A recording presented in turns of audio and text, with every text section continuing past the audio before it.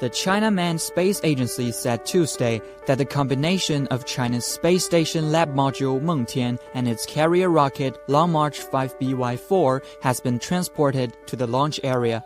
The lab module will be sent into orbit at an appropriate time in the near future. Prior to the launch, function checks and joint tests will be carried out as planned. The agency said that the facilities and equipment at the Wenchang spacecraft launch site in the southern province of Hainan are in good condition, and all departments involved in the mission are undergoing final preparations. The Mengtian module is the second lab component of China's under-construction space station.